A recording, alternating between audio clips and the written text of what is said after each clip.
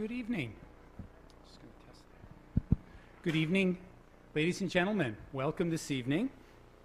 My name is Greg Naderer. I'm the Dean of the Faculty of Engineering and Applied Science, and it's a pleasure for me to welcome you here this evening to our Speaking of Engineering lecture series. I'd like to extend first special greetings to our guest speaker for the evening. To my right, Dr. John Steen, who is the discipline leader in strategy and entrepreneurship at the University of Queensland Business School in Brisbane, Australia, and also a senior research fellow at the Australian Institute of Business and Economics. Welcome this evening, John. Thank you, Greg.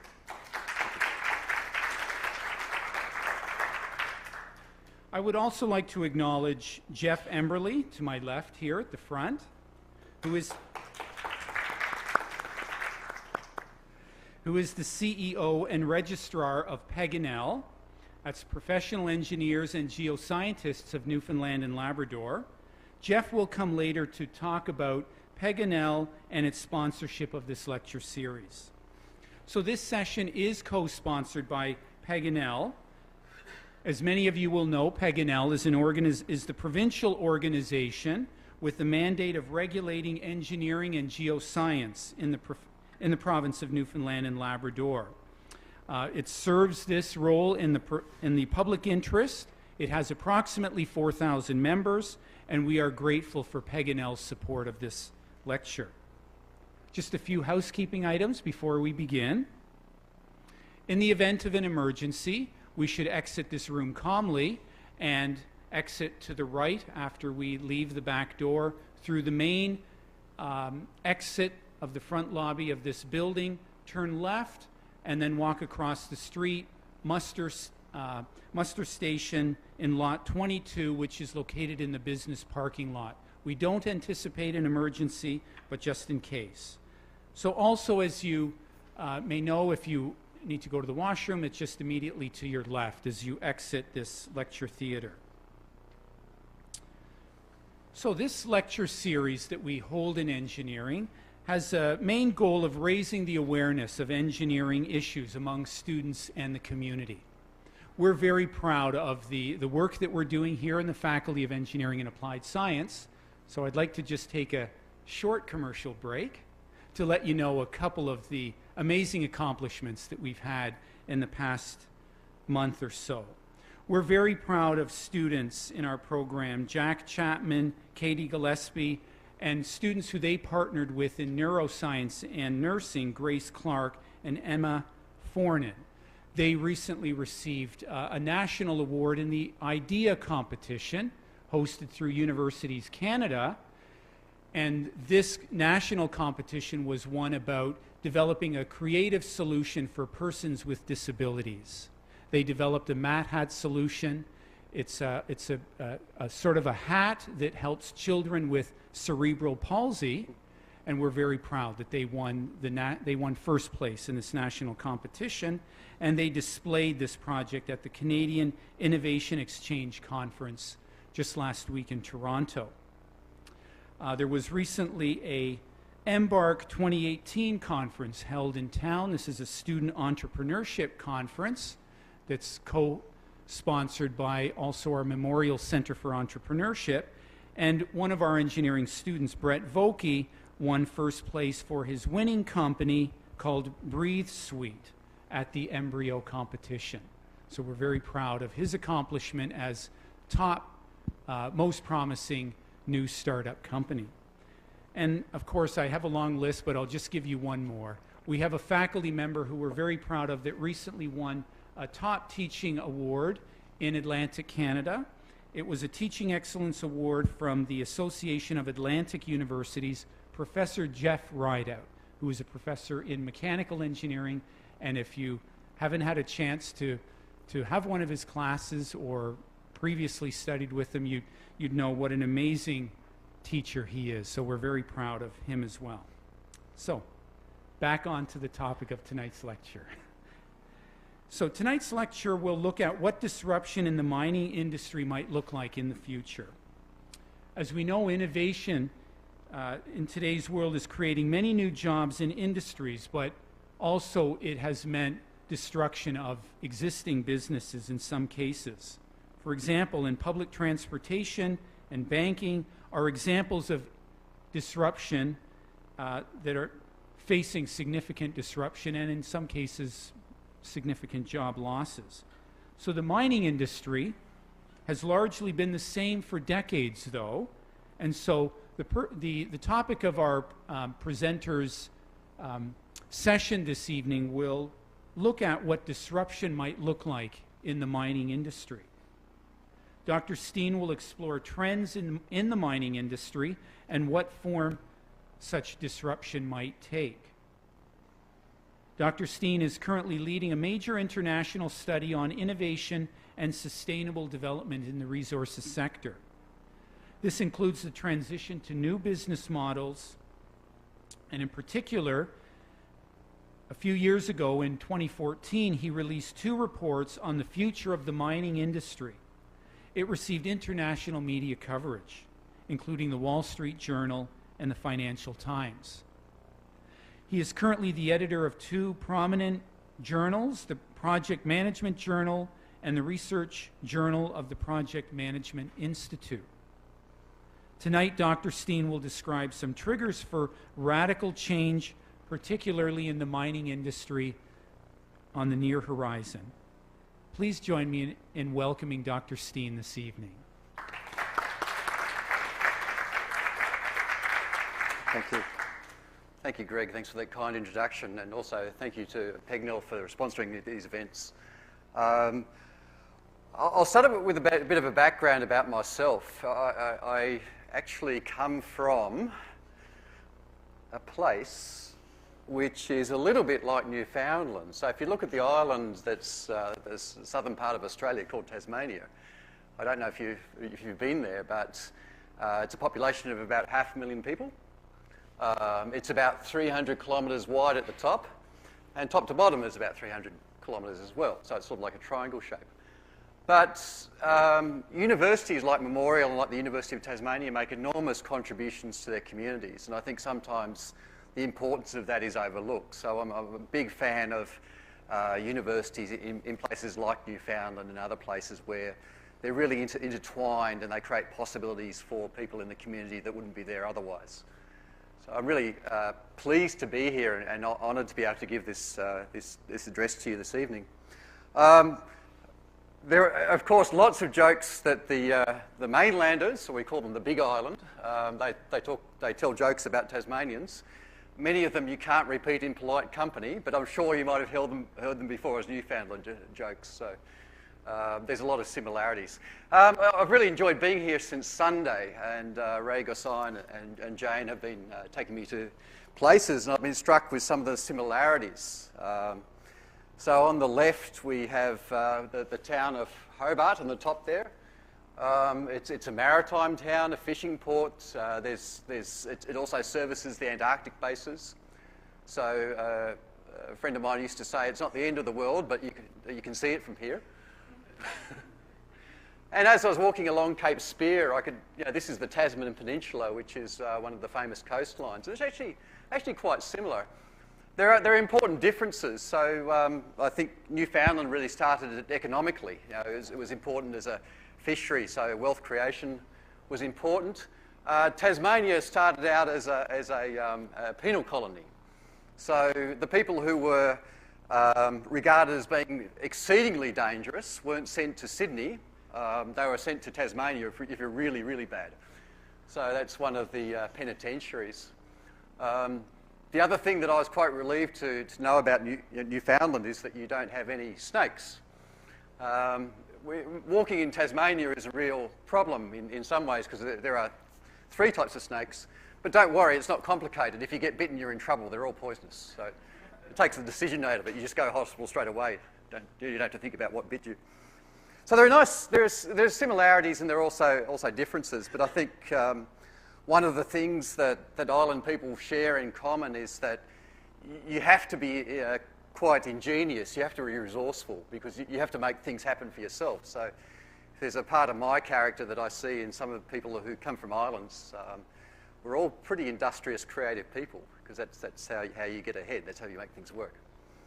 So that's a little bit about me. So when I meet island people like Newfoundlanders, I see a little bit of myself in you as well. But tonight I'd like to talk about mining, and as Greg was saying, you know, really it's an industry that hasn't changed very much. On the right you see a 16th century quarry. Essentially it's manual labour. I think this is slate to put on roofs. You fast forward to the 20th century, you've got machines, but essentially it's the same thing. It's one of those industries that hasn't changed very much. But what we know in the modern economy is that, you know, everything's open. Everything's open to change. No matter where you are, you can almost bet that sometime during your working life, things are going to change dramatically. Universities in particular, education sector, our profession hasn't changed in several hundred years, and I think that's about to change very, very quickly. So what a university will be in the future and who will be a university could be quite different. So I think mining is about to experience this, and certainly there's a lot of noise in the industry. I think a bit like weather forecasters saying, look, there's something coming, we're not actually sure what it is, but something's coming. I think so. Jane was telling me about the weather forecaster who got arrested in Newfoundland. Hopefully my forecast is a little bit better than that. But these are sort of headlines you see in the industry. Mining industry disrupted. Miners grapple with digital disruption. Waiting for true disruption, or my favourite is mining disruption could take many forms or none at all, which is perfect. You're just having a bet each way. So if you try and get a sense of what people are talking about in the industry, there's a sense that we're about to see something, but we don't know exactly what it is. So what I'm going to present to you tonight is a hypothesis. So what I'm going to try and do is look at what I know about other industries, about the dynamics of innovation that we see being played out over and over again in different industries, and then try and map that on top of mining to see what that might look like. So the field of innovation studies is sort of a part of business and economics, but it's actually a pretty big corpus of work. So by looking at some of what's happened in other industries, we can look at mining and start to look into the future. So this is what I'd like to try to do this evening.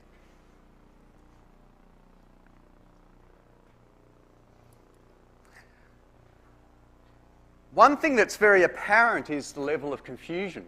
And I think as researchers, this is where we can try and inject some, if you like, some sense into the debate.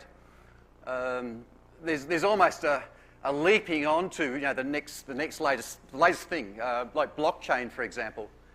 You know, I remember having a phone call from a colleague in the mining school, the Sustainable Minerals Institute, and she's saying, do you know anything about blockchain? I said, well, a little bit. I know that it's like an accounting book that's uncorruptible and it distributes itself across different organisations. She said, oh, that's a good start. So there are people starting to research blockchain without really knowing what it is. So it's almost as if we're just trying to jump on things that, it's the whole field is moving so rapidly. We also can see, as Greg mentioned, in other industries, things change quickly, and we look at things like Uber. We say, well, if Uber changed the taxi industry, then how might something like Uber change mining? So we're looking at everyone's looking at all sorts of different models to try and get an idea of what might happen in future.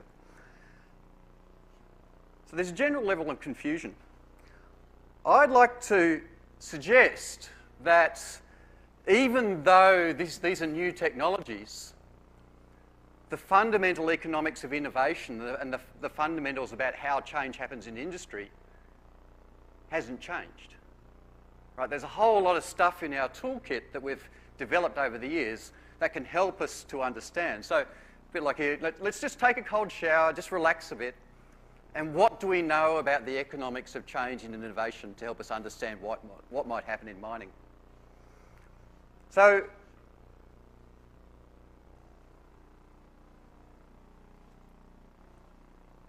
This is a quote I like.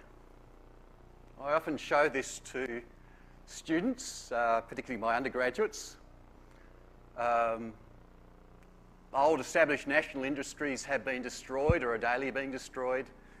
They are dislodged by new industries whose introduction becomes a life or death question for all civilised nations.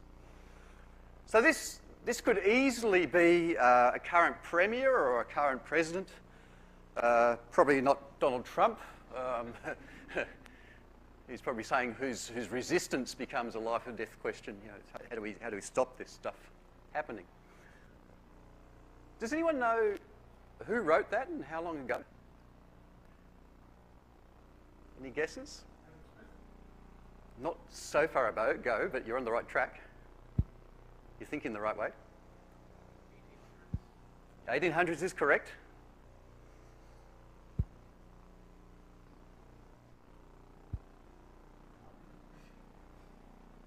Karl. So Karl Marx was writing about this in 1848. So if we think about, I think every generation tends to see itself as being unique. This has been a process that's been going on for a long time. We've had disruption happening for a long time, right? While I'm resurrecting dead economists, I'll keep going. Joseph Schumpeter is probably acknowledged as the founder of innovation studies or innovation economics. And what he reckoned was that the process of economic growth is paradoxically the process of industry destruction. You can't have one without the other. Obviously, Trump hasn't read his Schumpeter. You can't have both. You can't have your cake and eat it. If you want to create new industries, that necessarily means destroying old industries and old jobs. So he called this whole process creative destruction. And this was in the 1930s, 1940s when Schumpeter was writing. So really, I'm saying this is an ongoing process. This is a long-term process. But what has changed? Obviously, we're not in the age of Karl Marx. We're not even in the age of Schumpeter. We're in a modern age where we're all feeling a bit vulnerable, a bit threatened by technology. So what has changed? What has changed, I think, I'm sure you might agree, is the pace of change. This cycle of creative destruction has accelerated. This is a nice little chart that I like to show. It's time before mass use. Essentially, it's uptake, time where a quarter of the US population was using the technology. So it took 46 years for a quarter of the US population to be using electricity. It took 7 years for the World Wide Web, 13 years for the mobile phone. So this cycle of things being developed, implemented, taken by the masses, and then something else comes along is getting faster and faster and faster. So it's that cycle of creative destruction that is accelerating. So in some ways, things are the same. Creative destruction is still in play, but it's faster. I think this is what unsettles a lot of governments, a lot of industries. We're all feeling a little bit vulnerable.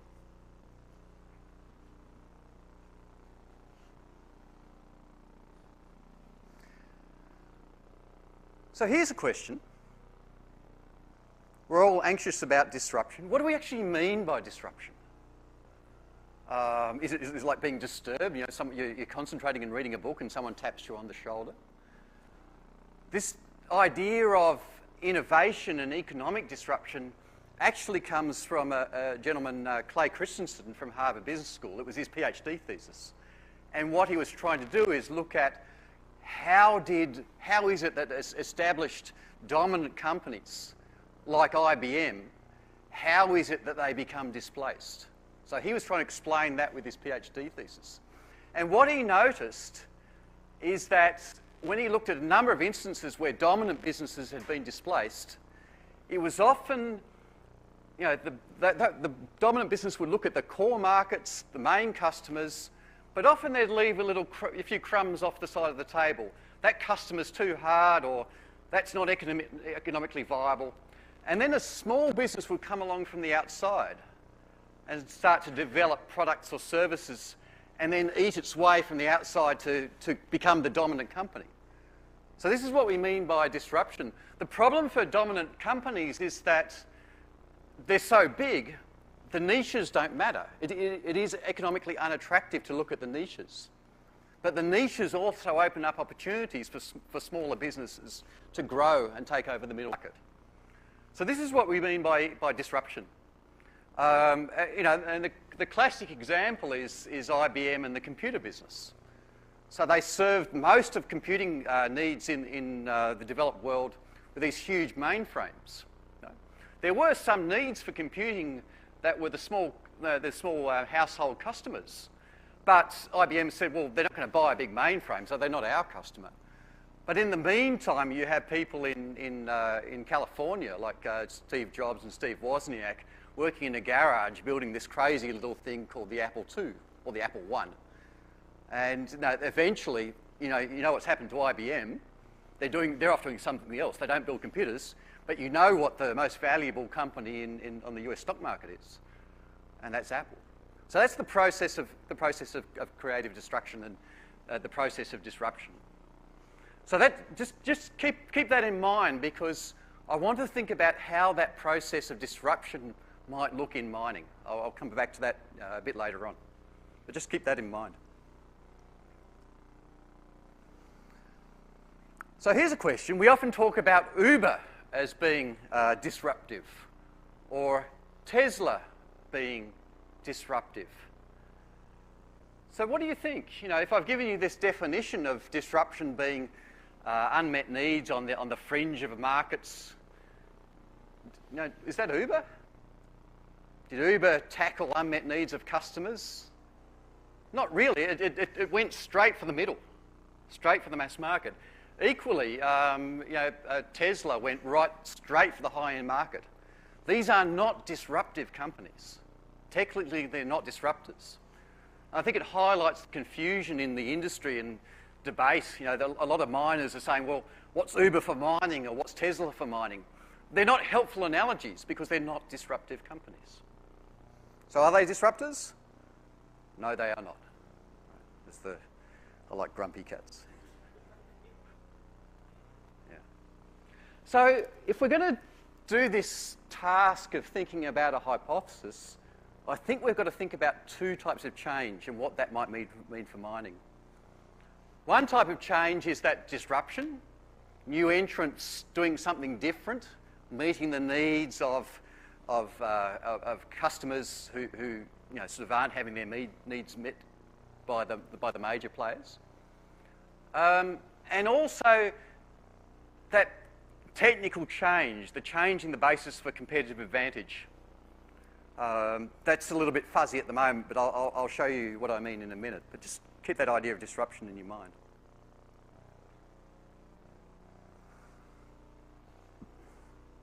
So what's the status quo? What does mining look like at the moment? One of the fun projects that I've been involved with is a collaboration with Ernst & Young, where we co-write reports like innovation in oil and gas, or disruption in mining, or digital technology, or electrification. And they put me in touch with some of their clients, and often it's senior executives of mining companies, because otherwise I'd never ever get to talk to these people. You know, I don't normally have their phone number. And it's really interesting to interview them and listen to them and how they talk about their industry. This was a global mining executive he's based in South America. But I think it really tells you about what the dominant thinking is in mining about the basis for competitive advantage. If you're a miner, how do you win? How do you do well? So he's saying, well, we see some innovative industry. When I look at innovative industries, it comes with a new company, right? So he's talking about disruption. But we don't see that in mining because the big companies sit on old resources. those with the best rocks win, right? The basis for your advantage in this industry at the moment is having these large, low-cost, long-life reserves, and you sit on them. And then when you exhaust that one, you move on to another one, right? So if that's the basis for your competitive advantage, how important do you think technological innovation is? Is it a priority? No, no. Most of them don't innovate much because they don't have to. This is the dominant mode of competition. How might the game change? And I think this is where we can start to look at some of those interesting trends.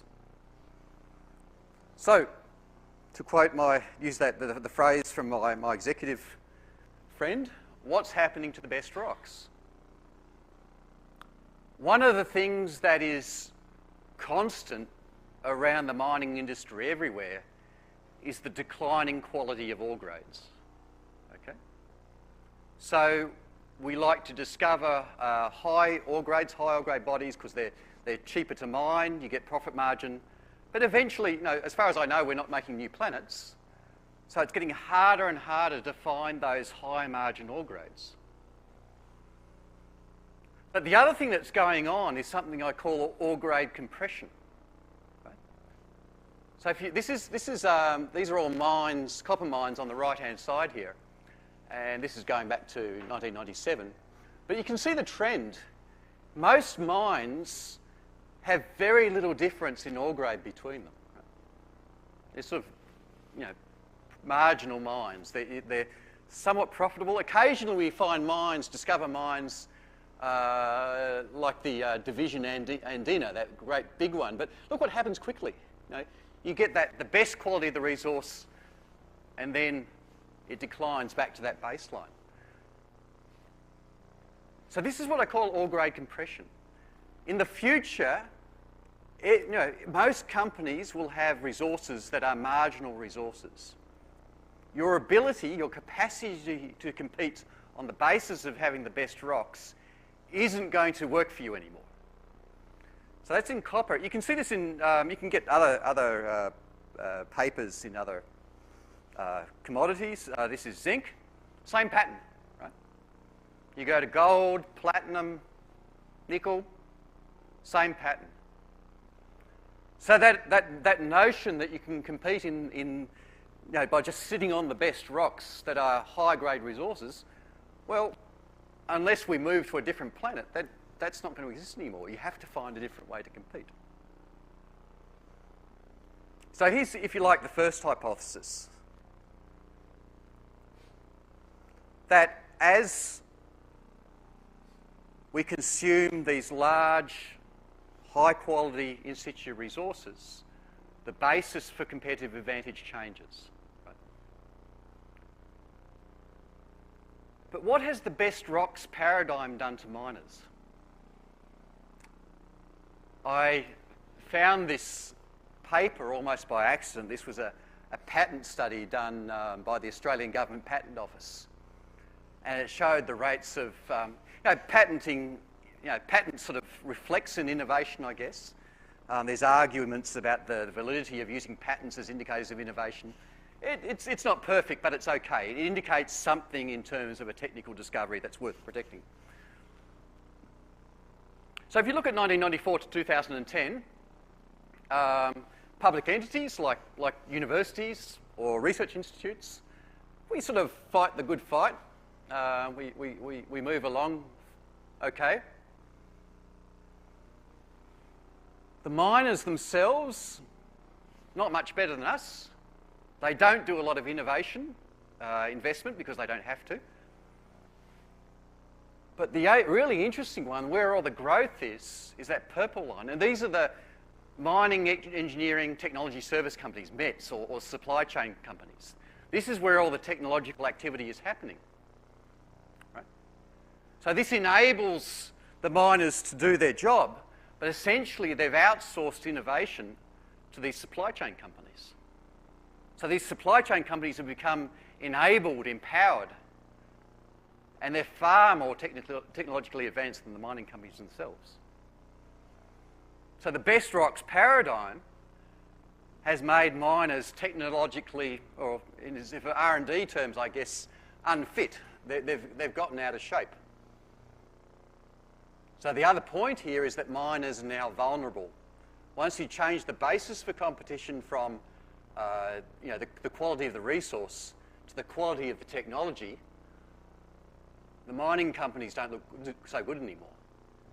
It's the technology companies that look really good, the supply companies. And some people are starting to wake up to this. So 2012, the CEO Anglo-American, who's actually an Australian, Mark Cutifani, saying, look, we're in real trouble now. Essentially, we've forgotten how to innovate. And if we don't work out how to innovate, other companies are going to do it for us, and they're going to take over. So he's saying Anglo might become a division within General Electric, or within Apple, or within Google. I mean, far-fetched stuff. But it's really a call to action saying, look, people, the game has changed, and we're not ready for it yet.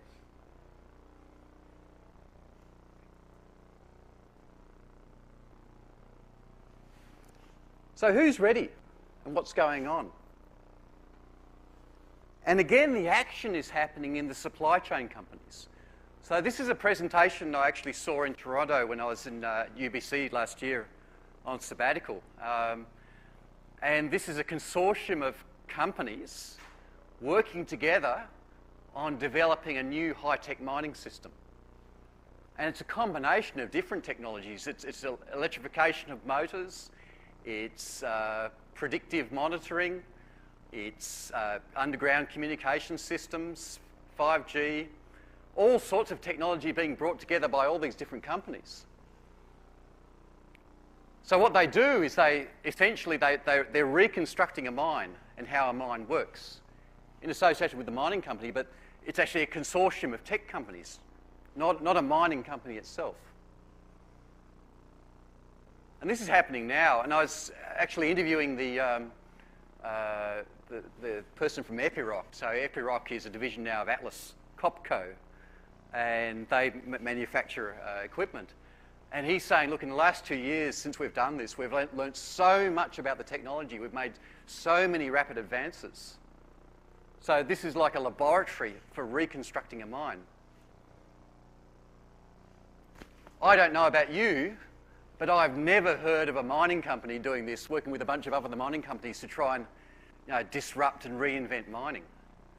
So these companies, not only do they have different technology, they're also working together differently, right?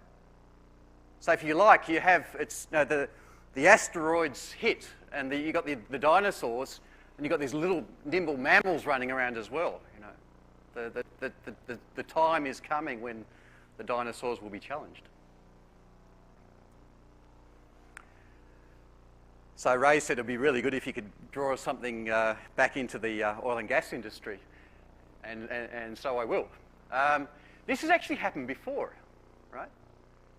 Someone famously said, and I often repeat this, history doesn't repeat, but it rhymes. Right? You can actually see common threads across industries about how they change. And this has happened in the oil and gas industry. So a colleague of mine back in Queensland worked with Shell, and worked a lot with digital technologies. But he got out of Shell. He was tired of life on platforms. It wasn't great for his family.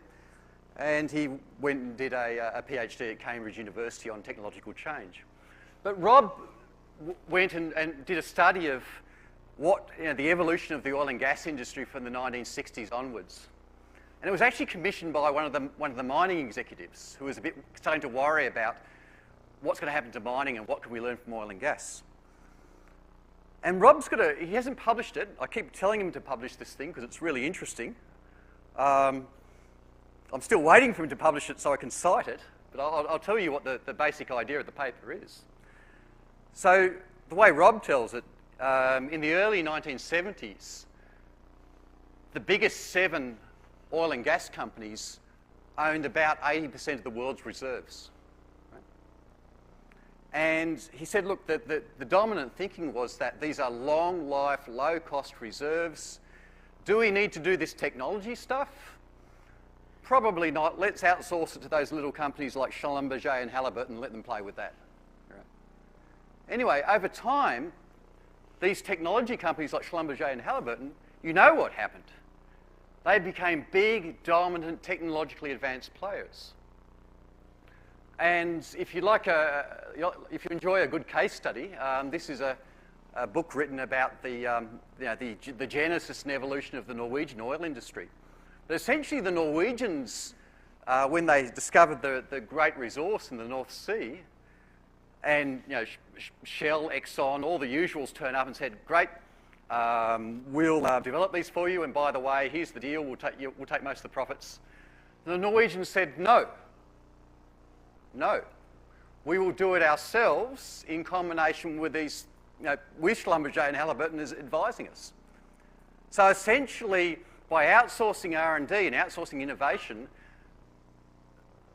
the oil and gas companies had really opened themselves up to competitive problems. And I think the figure is now the top 7 oil and gas companies don't own 80% of the world reserves. It's more like 10.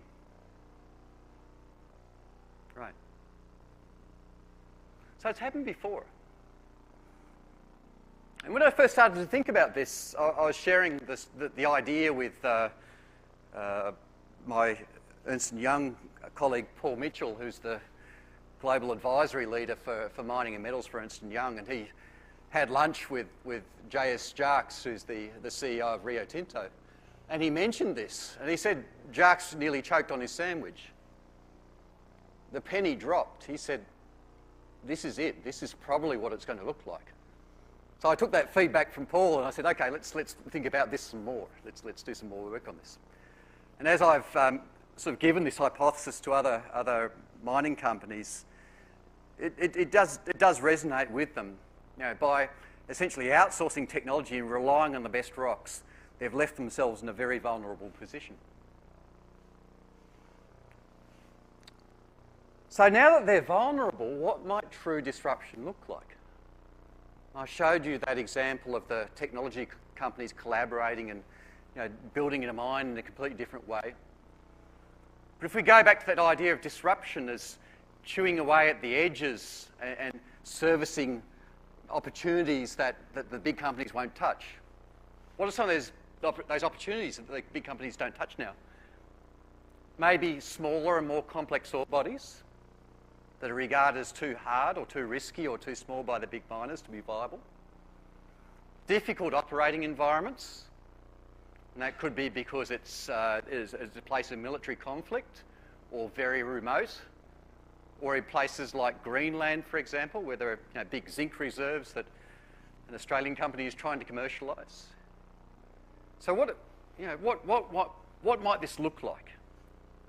And I think these are the edges where we might see new models emerge. So, for example, looking at mining the new frontiers, this is where you do start to get high reserves, high quality reserves, but you have to go into places like the Democratic Republic of Congo. I don't know about you, but that's not on my holiday list. It's a really challenging place to operate, but there's still high-grade reserves there. That black line down the bottom there is the copper grade you find in Chile. So if you look at places like Zambia, Uganda, Namibia, these are challenging places to operate, but they're all where the best deposits are. So we can start to think about, okay, what might a mining operation look like? And it might not be a miner. It might be a company that coordinates different aspects of what you need to run a mine so that no one's taking on the individual risk. Right? So rather than one miner, you have a network of companies that move together onto a site in a remote location. And then once that's mined, they move on. If there's a civil war or something like that, they only lose what they put into that particular mine as one company. So by thinking about how we might enter into really difficult operating environments. We might see new business models for mining emerge. You don't necessarily have to have the big mining company like a BHP or a Teck or a Rio Tinto.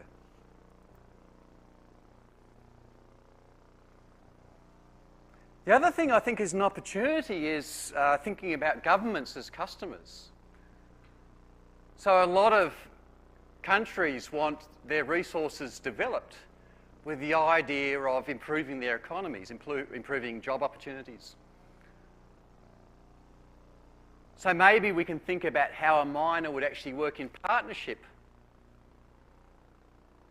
with the government. So part of the mining operation would be actually getting the resource out of the ground. The other part of it would be growing industries around that. So you're trying to build an industrial ecosystem. That is not something that mining companies do at the moment, but it's something we could see if we start to think about the unmet needs of governments for development.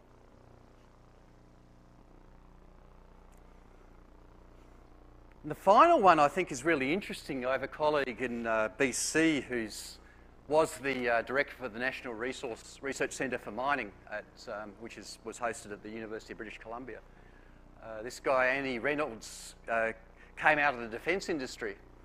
And as a defence industry engineer, he could not, for the life of him, understand why mining was done the way it is. He said, you know, in defence, what we do is we have partner companies that we work with all the time. We've got the same standards. We have designs off the shelf. We integrate these things. So the main job of the owner of the, if you like, of the project is that you integrate other players. You don't necessarily have to own all the assets. You don't have to own all the equipment. You're a systems integrator. And it's always been surprising to Andy that miners don't do this stuff. You know, other companies, other industries do this all the time. In aerospace, defence, it's common. In oil and gas, it's common. And he's so convinced that there is a need for this. He's finished his term with the National Research Centre, and he's trying to do this in mining. So he thinks there's a real opportunity. And you can start to go from the fringe. You can start to look at a small ore body, a very narrow vein of gold or silver, and coordinate the particular expertise to mine that, and then you go on and do something else. So again, it's a disruption story. So when we start to think about disruption as coming in from the outside, we can start to make a few predictions about where we might start to see this disruption happening.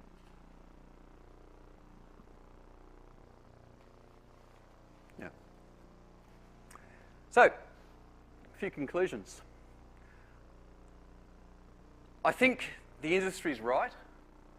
Mining hasn't changed much, but it's probably going to change more in the next 20 years than it has over the previous century. So it's an exciting time. The jobs will be different. Talking to some folks in tech today on a teleconference call, you know, you're going to need a different type of graduate. You're going to need problem solvers. You're going to need people who do coding. So it opens up all sorts of different opportunities for new jobs in mining, and I think that's pretty exciting. The safety levels will probably be improved. Even if they're consumers of technology, miners will have to engage with technology or become irrelevant. You can't make good choices about technology if you have no familiarity with it. So even if you're relying on suppliers, you still have to understand the technology to absorb it, to buy it. So miners will have to quickly adapt and change their workforce profiles. Again, the conversation with tech, they're hiring more people in digital technology than ever. I think one guy was saying he's hiring 6 more people onto his team next week. They can't find enough people in that area at the moment. So this is how fast this is changing. My final conclusion is that the entire relationship between miners, the supply chain, who does a lot of the technological development, and also governments, you know, as the owners of these resources, they'll expect more from miners in terms of development and contributions back to the community as well. So I expect a sort of an amplification, if you like, of that social license to operate. Increasingly, miners will expect to be development partners for economies as well. I think it's an exciting future. I think it's going to be really interesting to see how it plays out. But you know, from a university perspective, it really says that we need to be equipping our graduates to operate in this world. And in some ways, I'm glad that I'm where I am in my career. But in other ways, I think it's tremendously exciting to see what might evolve in the future and what the opportunities will be for our graduates. So that concludes my talk. I hope you've enjoyed it, and I'll be happy to answer some questions and have some discussion.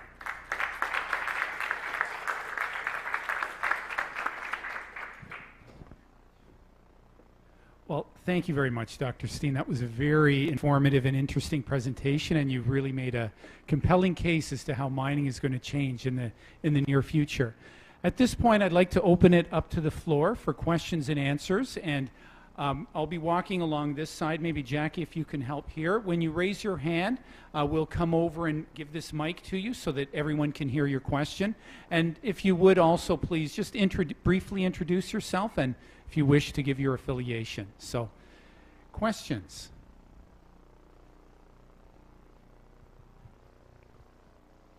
Hi. Thank you for your lecture. My name is Wade Locke. I'm the head of the Department of Economics here at MUN. I had two questions for you, and they're somewhat related, I guess. You had talked about one of the drivers of innovation and growth would be finding niche areas. You didn't talk about how niche areas are actually transform into growth areas. I mean, I understand finding a niche is one thing, but how that actually translates into growth. It'd be interesting to hear your perspective on that. Yeah. And at one point, you also talked about one of the futures you see in mining is in terms of the growth towards standardization. I think you sort of said something along those lines, and you were surprised that there wasn't more of this. You use your defense person's perspective, and as part of that, you were talking about research and development. So maybe you can help us understand what would be the impetus for research and development if we're moving into a standardized world. Yeah. So how do you penetrate that market if we've gone into a standardized world when you're trying to develop some kind of research and development that is non-standardized? Thank you. Yeah. So two really great questions. The first one is sort of more detail around that in Clay Christensen's research. But, you know, initially the companies that start tackling the fringe markets are small volume, relatively inefficient. But again, it's the learning curve, the experience. So once they start to improve the service, they become more cost efficient. Then they start to become they sort of move up into the main market, but they get the foothold as inefficient companies right on the fringe. But the learning effect, moving down the cost curve, refining the technology enables them to move up into the core market. That's the Christensen thesis. The second one about standardization. So one of the things about technologies like airplanes, oil platforms, power stations, is they're combinations of different technologies put together. They're systems of systems. So if as a mining company you're using different systems all over the place depending on who's the cheapest bidder in your procurement system, it's very hard for someone to develop a different technology because they don't really know what's in the system. So it's sort of, initially it doesn't make sense that standardization enables innovation, but standardization enables people to know, how do I fit what I'm doing in with what's there already? So when you look in the defence industry, that's tremendously innovative, probably not for the right reasons, but it has standardised protocols which enable small companies to work with the larger companies because they know how to fit things together. And that standardisation seems to be a precondition for working with these systems of systems technologies, if that makes sense. But that doesn't happen in mining at the moment, and that's, for someone who's coming out of defence or aerospace, it's quite surprising, because that's one of the first things you would do if you wanted to encourage smaller companies to start providing technology into your company. You'd provide standardised protocols which enable them to understand how they could fit in. Does that make sense? Yeah, thank you. Yep. Geoff Burley, how do you think about the role of changing types of demand plays to this? You talked about niche markets. In many cases, those niche markets overwhelm the demand for the traditional demand. So how do you see a changing demand affecting the mining industry, like rare earths and things like that? And yeah. And could they be some of your niche markets that you talked about? Yeah, I absolutely think so. I didn't really talk about the metals for the new economy, like lithium, but you could, if you look at some of the rare earths and how they're mined at the moment, often it's children going down a tunnel with buckets and spades, in the Congo.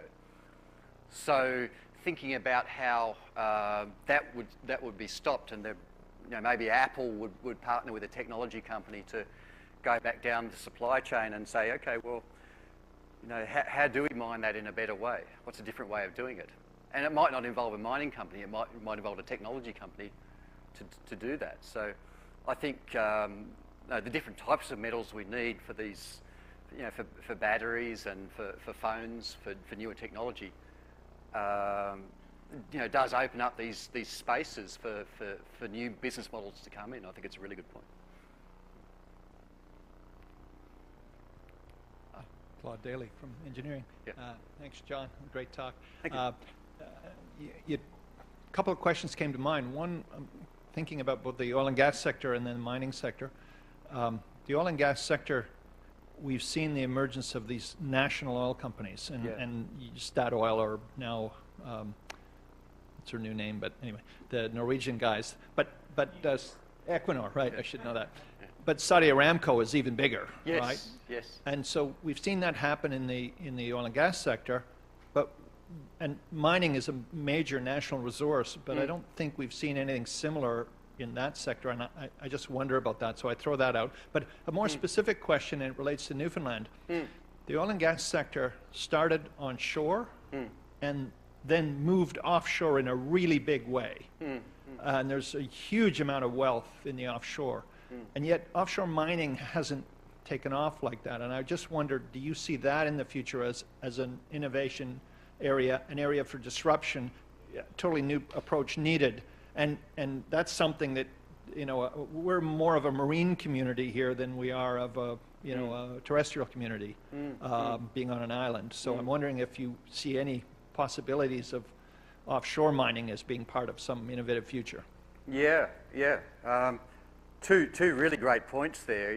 So what is the Saudi Arabia? What does that look like in mining? There's a whole part of Central Asia. Some of my colleagues call them the stands. Kazakhstan and Turkmenistan, and there's a lot of different areas where we really don't know much about the resources.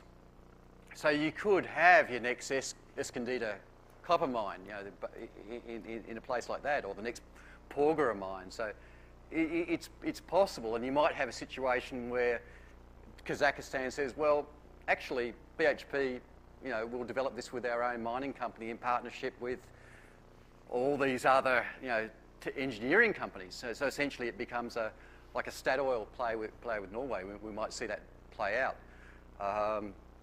Whether or not that will happen, I don't know, but it's a real possibility.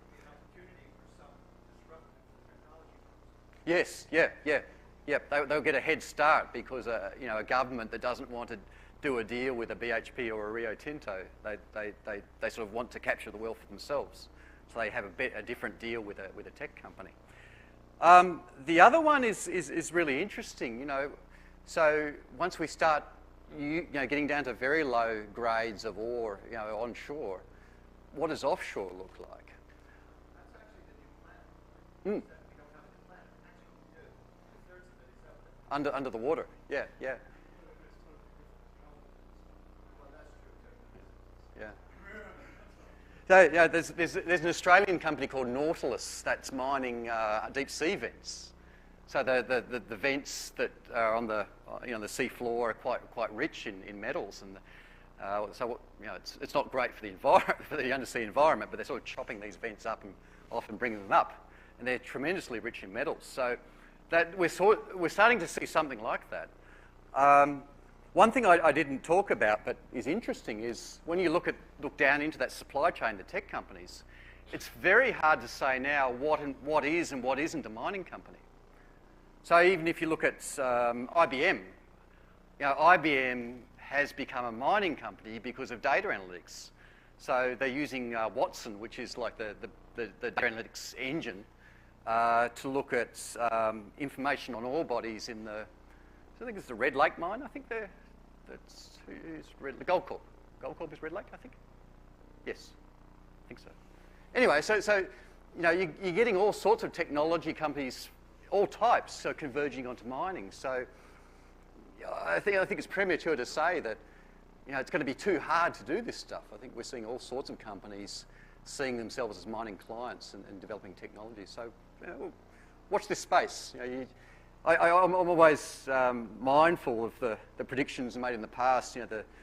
The executive of RCA Records, I think, who said, turned down the Beatles and said, look, we don't like their sound and guitar music is on the way out. I think we've got to be really careful about predictions, and especially in this age where we're moving so fast with technology.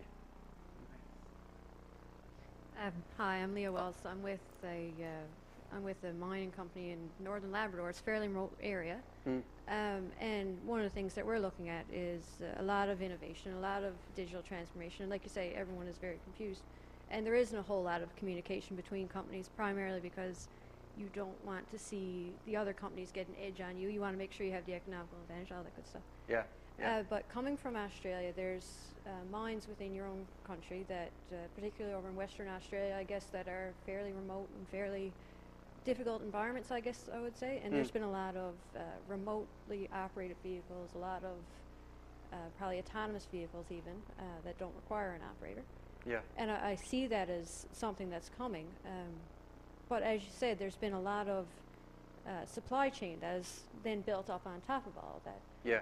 So looking at how that has changed in your own country, have you seen a lot of areas, say, similarly to us in northern Labrador, northern Quebec, these are fairly remote, difficult environments. Have you seen a lot of areas that have been developed, and what has been the impact for your area? Yeah, so like the economic impact of and benefits to the local communities, that sort of question. Yeah, it's really an interesting one to think about, because mining companies are very keen to demonstrate contributions and social license to operate. And this is some of Ray's work that he's doing with the Monk School at Toronto. Is that the problem is, as you automate, you get more efficiencies, but the prospects of employing local people are in decline. So I was talking to a gold mining company. They've got two gold mines. One's a technically challenging underground mine in Western Australia. Quite high quality resource, but very difficult to operate. And they're really looking at automation and trying to improve productivity with technology. The other mine they operate is on an island in New Guinea, and it's probably the source of employment. So if they start to apply that technology to the island, there'll be riots. They won't last. They'll be forced off the island. So I think this is a real conundrum for miners. If our value proposition to government isn't we'll employ people and give jobs into the regions, then what is the value proposition? And in Australia at the moment, there's the controversy is a huge coal mine run by an Indian company called Adani. And Adani has said, jobs, we'll create new jobs, we will revitalise these regions, revitalise these towns. But everyone who's looked at the plans knows there's plans for a lot of automation, and a lot of those jobs won't materialise. So I think miners have a real issue to sort out. And I think if you talk to some of these mining companies, it's keeping them awake at night. You know, how do we get that social license to operate if it isn't through providing those jobs? So that's a really interesting research topic, and you know, very exciting work that you're doing at the Monk School. I think there's a lot of mileage in that. Yeah. So the answer is I don't know. It's a long answer. Sorry. Yes. My name is Andy Kerr. I'm a geologist. For the reasoning. So I guess I thought you talked really interesting. There's a lot of stuff to think about. But are there not some flaws or some dangers in comparing manufacturing industries to something that might be not manufacturing a product that can be innovative or different? Copper concentrate is basically copper concentrate, however you slice it up. And I just wondered whether those kind of analogies really work. And in some respects, I think you didn't mention the junior mining industry. So the mining industry has changed in the last 20 years in quite significant ways. I think anyone who works in exploration would feel that. Perhaps not as much as other industries. You know? Yeah. So do you feel that you can apply the logic that it might apply in a technology sector like smartphones or computers to an industry that essentially provides a single raw material? Yeah, and it raises a really important point. You know, I said that history doesn't repeat, but it rhymes. So it's not a one-to-one mapping. You can't look at other industries and say, well, it's going to happen like that. And that's what's happening in mining in a lot of mining companies at the moment. They're thinking, what do we get out of Uber? Or what do we get out of Apple? How can we be the Google of mining? Whatever that means. And I don't think they know. But once we start to think about, well, what, you know, innovation happens in mining, how is it different? There are some particular quirks about innovation in mining. Miners are consumers of innovation. A lot of innovations are introduced through projects, which is not something that happens, you know, in a continuous manufacturing line. So there are some quirks about mining, which means that you have to adjust your thinking slightly. But you know, I think if we're mindful about those differences, we can still draw some parallels and at least use that to inform ourselves about, you know, what the future might look like. But I completely accept your point. You know, mining does innovate differently. There are some really important differences. Well, I think if you look at the structure of metal prices over time, I'd say the direction of innovation, if you want to call it that, in the mining industry, is towards bringing costs down constantly. Yes. That's the driver. Yes. And that's the danger, as you accurately pointed out. If you no longer have a workforce, then what is your reason for being there? You know, what is your justification? Yeah. It might satisfy the shareholders, but certainly not the public. Good. It's interesting talk. Lots of interesting things. Oh, thank you. I wish I was a geologist. When I was a boy, I collected rocks. And I feel like eventually, after 40 years, I'm getting back to what I should have been doing. Hello. One question I have in terms of possible competitors. With newer technology and some literature I've read, a lot of what was previously considered waste in a lot of metals manufacturing with newer technology can really just be treated as a low-grade ore, such as the slag from refining nickel and various other metals. With the technology to be able to recover what was previously wasted, is that being considered a huge competitor in the mining industry? Is it more on the sidelines right now? Yeah, well, if we think about you know, the fringe markets that aren't attractive to the big miners, you know, a lot of these old you know, tailings dams are actually quite high grade compared to what we see now coming in the ground. So they are economically attractive. There's some thinking that's going on at the University of British Columbia about they call it urban mining. So you know, recycling metals, you know, rather than getting out of the ground. How do you do that in a way that's a lot more efficient? So there's some different possibilities there, but certainly the old tailings dams. You know, you see quite a few listed companies, small mining companies, going to the old tailings and you know, slag heaps and making you know, a fair amount of money from them. So the technology is obviously improving, and you can commercialise those. You would have a few of those in Canada, I guess. So, yeah. Hello, everyone. My name is Tyrion. Yeah, the same as the Tyrion in the Game of Thrones. And I'm a PhD candidate in oil and gas engineering. And my course, artificial intelligence is popular topic these days. And it has been reported that 60% of the jobs will disappear in the future. So my questions are, how will AI shape the mining industry, and how will we get prepared for that? Great question.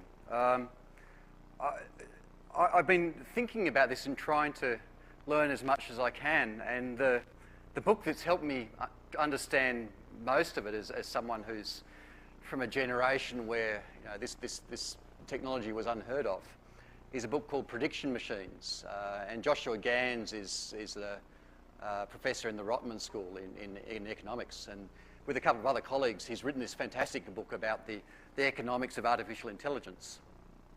So if you want to think about how it will change industries and how it will change jobs, his argument is, and I think it's right, you have to understand the economics of it.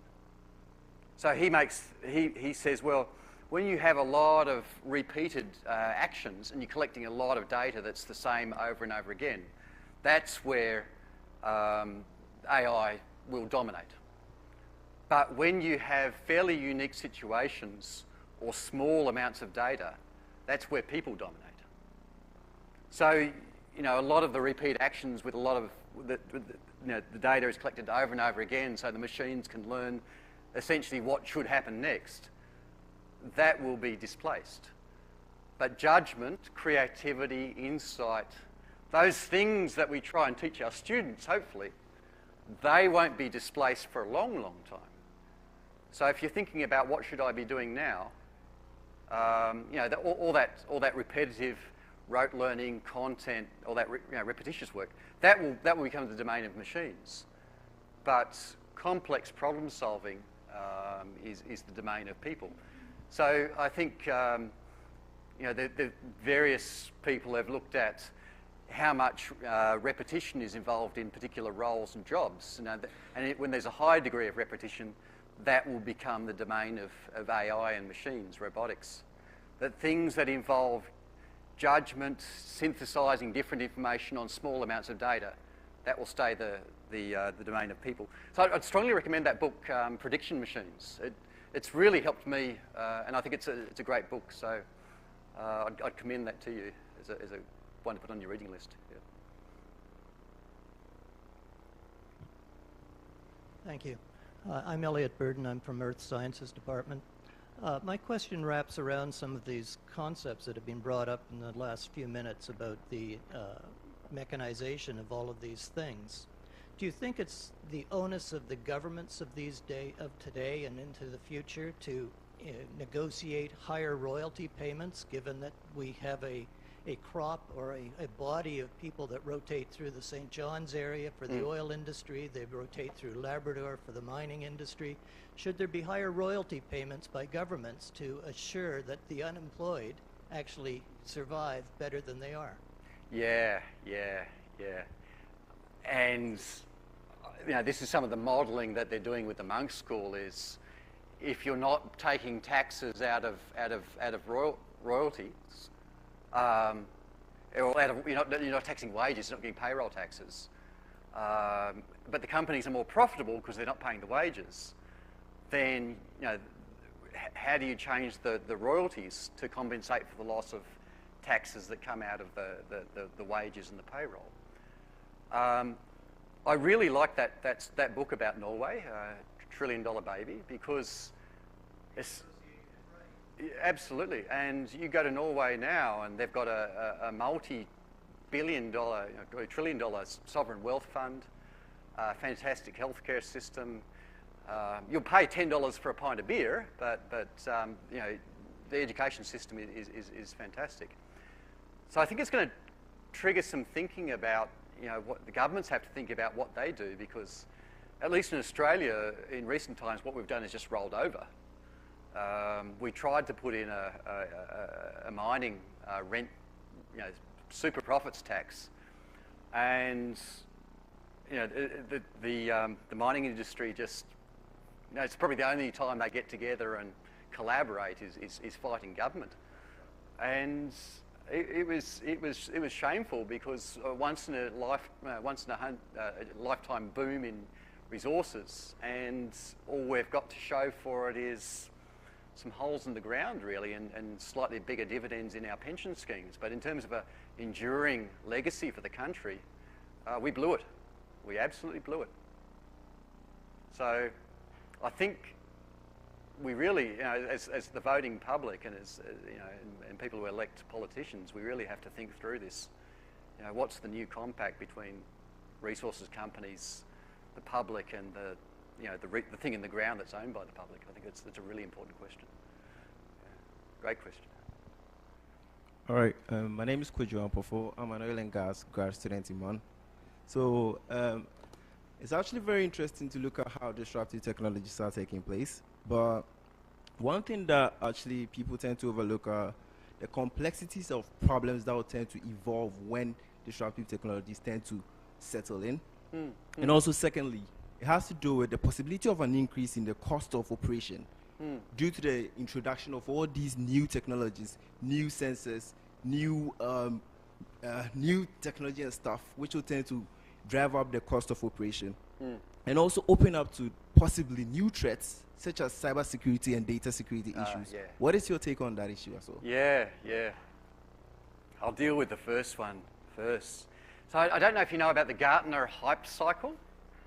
Gartner. Gartner is a technology consulting company. And they've got this thing called the hype cycle. So a new technology gets introduced, and then there's a little bit of discussion, this is new.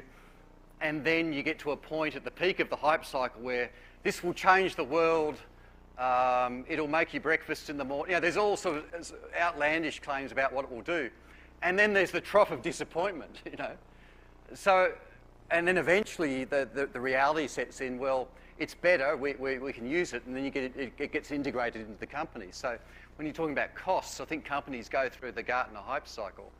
I think one of the things I see in the mining industry is they get to the top of the hype cycle, and then they get to the trough of disappointment, and then they go back through the hype cycle again. They don't actually persist. They throw it out again, probably because they've gone back into another decline in the commodity cycle, and they go back to square one. So I think the Gartner hype cycle is one reason why it can be quite costly and quite disappointing until you reach that plateau where things are actually working properly. The second point about cybersecurity, every technology that comes in anywhere brings its own problems.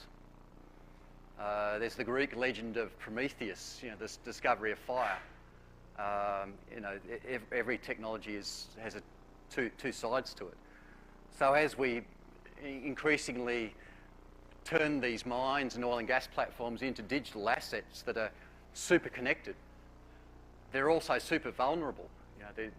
There's very little redundancy built into the system. So a lot of the big consulting companies like Ernst & Young now are making fortunes on a lot of money, a lot of business on cybersecurity, because people are starting to work out that their assets are vulnerable in the way that they've never been before. So it never stops. You never solve the problem. You create another problem, I think. Yeah. Okay, we have time for one more question. Thank you, Dr. Steen. Very interesting presentation. Thank you. Your opening comments reminded me of a joke that a stand-up comedian said. He said he was invited to speak in Australia, and he got to customs, and the customs officer asked him, do you have a criminal record? And he said, I didn't think you need to run anymore. I thought your logic is really interesting. I'm interested in innovation that falls short of disruption, because I think there's a lot of room for innovation in mining that doesn't need to be disruptive to be successful. You also said, though, that the majors, the big mining companies, are reluctant innovators. But you say here that there's going to be a lot of change, a lot of innovation. So I'm just wondering where the innovation is going to come from. So I know that after the 2014 recession, the mining companies, when the price of iron ore here was cut by half, the mining companies got really innovative in terms of operations. Yes. You mentioned the Halliburtons, the Schlumbergers, etc. Innovation may come from them. I suppose it may also come from the social license side of things, where companies need to do things differently. in your gut, where do you think the most of the innovations are going to come from? Yeah. Yeah, I think, you know, not a stand-up comedian, but hopefully someone with a sense of humour, a guy called Jack Welch, who used to be the president of GE, he said, you know, when the outside of the organisation changes faster than the inside, the end is in sight. And I think this is where the mining industry's got to. In the environment outside, there's so much technological change.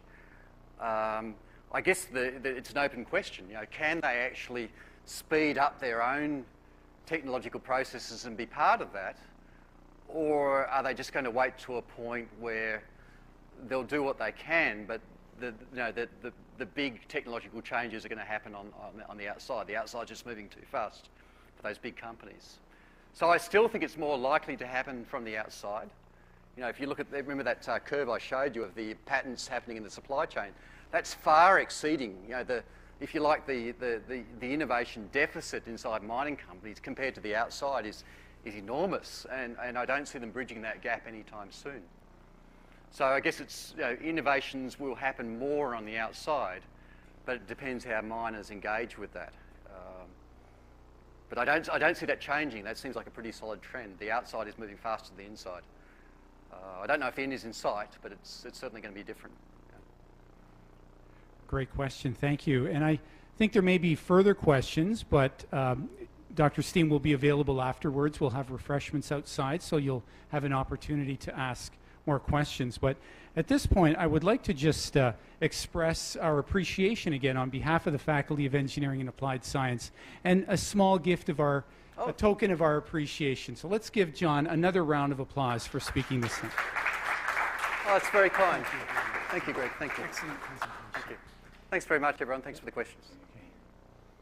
I'd like to pass it over to Geoff now to say a few words on behalf of Pegan L.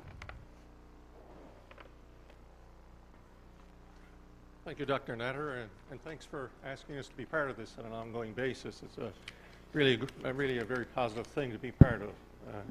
Just a few words about Pegan L, very short words. I see many in the audience who are licensed engineers and geoscientists, but for the benefit of those who are not, Pegan L, or Professional Engineers and Geoscientists, Newfoundland and Labrador, a very long name, so we shorten it to Pegan L. We are basically regulators of practitioners of engineering and geoscience. Government many years ago decided that these professions were important to be regulated, and as a result they established an act of the government and gave it to engineers and geoscientists themselves, self-regulating profession, and we strive to regulate in the public interest, and you know, we do things like have standards for entrance, we have disciplinary processes, ongoing professional development, and that's an important part of who we are, you know, codes of ethics and things like that.